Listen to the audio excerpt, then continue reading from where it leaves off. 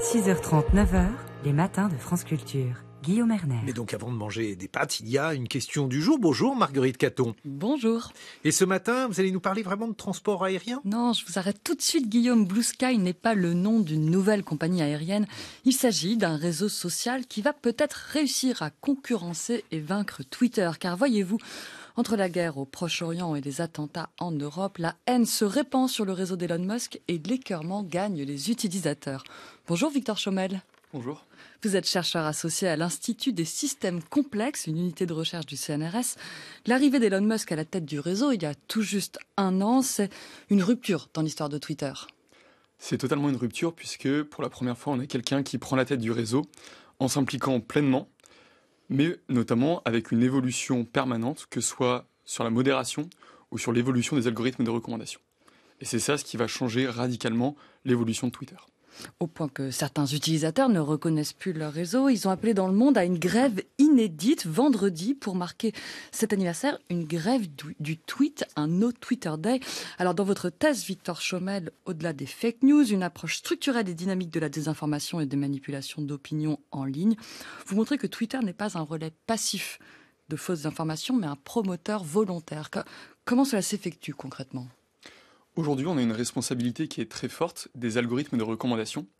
Cette responsabilité, elle est forte parce qu'elle est aussi invisible. Et c'est ce que je m'attache à montrer dans ma thèse.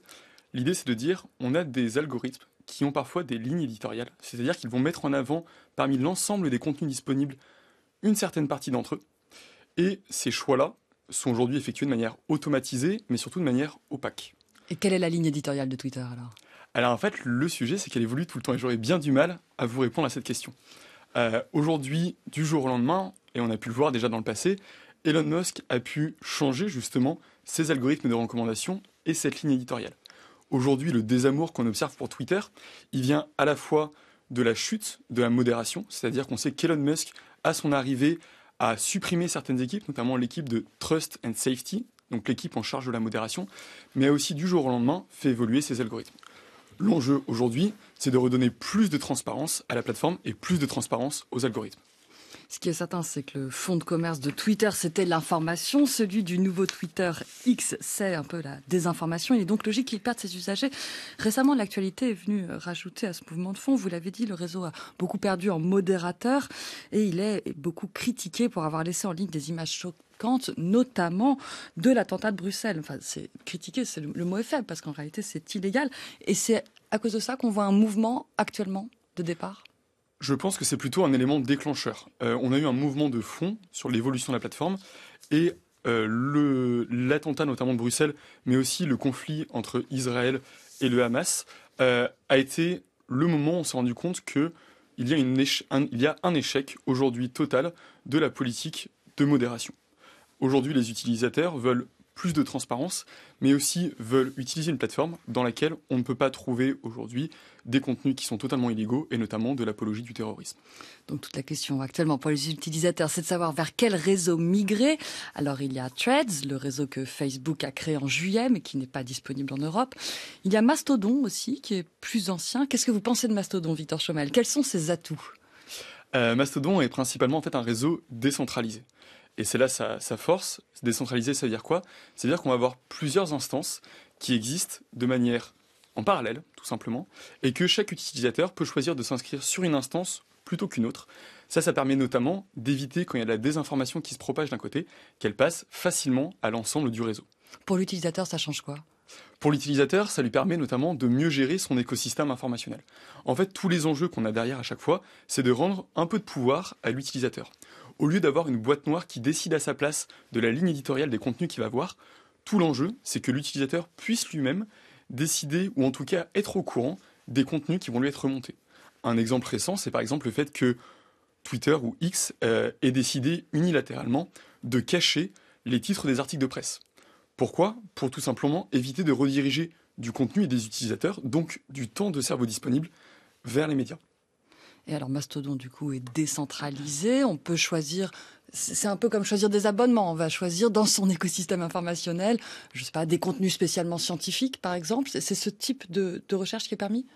Alors, ça va, donc c'est à la fois ça, mais ça va même Au-delà de ça, c'est vraiment s'assurer qu'on a un écosystème qui existe et que cet écosystème-là sera modéré par des personnes en lesquelles vous avez confiance. Donc ça va au-delà tout simplement du simple contenu qu'on pourrait vous montrer. Venons-en à Blue Sky, qui est un nouveau réseau social concurrent. Alors c'est un peu comme une copie de Twitter, enfin de X, pardon, pour ce qui concerne l'interface. Du coup, les utilisateurs ne seront pas perdus. Mais il y a un algorithme transparent. Est-ce qu'il est vraiment transparent, Victor Schoeman ? Alors, plutôt qu'un algorithme totalement transparent, je pense que c'est plutôt un algorithme qui vous explique les choix qu'il a fait. Le but, c'est qu'aujourd'hui, un utilisateur soit capable de comprendre, notamment quand il y a un changement dans l'algorithme. Le but, c'est donc que l'utilisateur soit capable de comprendre les contenus qui lui soient montrés, mais aussi pourquoi est-ce que certains contenus lui sont plus montrés que d'autres, notamment dans les périodes de changement. Et alors concrètement, qu'est-ce qu'on va m'expliquer ? On va me montrer une ligne de code et on va me dire « Ah oui, c'est grâce à cette ligne de code que vous avez vu que monsieur machin a posté je sais pas quoi ». Surtout pas, sinon je pense que vous seriez, vous et moi en tout cas, très, très perdus. L'idée, c'est plutôt d'avoir des grands paramètres. Par exemple, est-ce que vous souhaitez plutôt voir des contenus de personnes qui se répondent entre elles ? Là, dans ce cas-là, vous allez plutôt voir des choses qui sont de l'ordre du débat. Est-ce que vous préférez plutôt voir des images ? Dans ce cas-là, vous allez peut-être avoir des contenus un peu plus sensationnalistes. Ou encore, comme on a pu le voir en ce moment, est-ce que vous souhaitez ou non déclencher la lecture de certaines vidéos que vous pourriez considérer choquantes ? C'est toutes ces options-là qu'on vous propose d'avoir et donc de reprendre le pouvoir et le contrôle notamment sur la plateforme aujourd'hui. Alors c'est très tentant, mais pour l'instant, il y a de nombreux filtres érigés à l'entrée de Blue Sky qui compliquent l'inscription. Le réseau plafonne d'ailleurs à 1 600 000 utilisateurs contre quand même 225 millions de comptes actifs sur Twitter, 14 millions sur Mastodon. Comment comprenez-vous ces restrictions à l'entrée de la plateforme ? Parce qu'il faut soit être invité, soit s'inscrire sur une liste d'attente. L'enjeu ici est principalement d'avoir des utilisateurs en lesquels on peut avoir confiance. Et c'est ça tout l'enjeu de la plateforme. Ce qu'il faut comprendre, c'est que la valeur d'une plateforme aujourd'hui, c'est la qualité de son information, et donc la qualité de ses utilisateurs. On a vu notamment dans le cas climatique que la politique de modération, et notamment le fait que Elon Musk ne supprime plus autant la désinformation, a poussé, et c'est une étude de Nature qui est sortie récemment, une partie des scientifiques climatiques vers d'autres plateformes. Aujourd'hui, on en a la moitié qui sont partis sur d'autres plateformes. Ça veut dire quoi ? Ça veut dire que les créateurs de l'information sont en train de bouger. Le moment où on n'aura plus de créateurs d'informations de qualité sur Twitter, naturellement, l'ensemble des utilisateurs va suivre.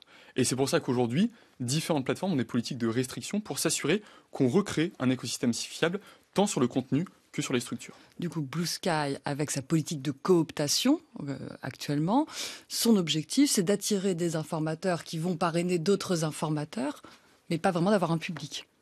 Alors en fait, le public viendra ensuite. Et c'est ce qu'on a pu voir notamment sur Threads. On a eu beaucoup de personnes qui sont venues très rapidement à son ouverture aux États-Unis, mais malheureusement, parfois avec un peu moins de contenu, le temps que les utilisateurs apprennent à utiliser la plateforme. Merci beaucoup.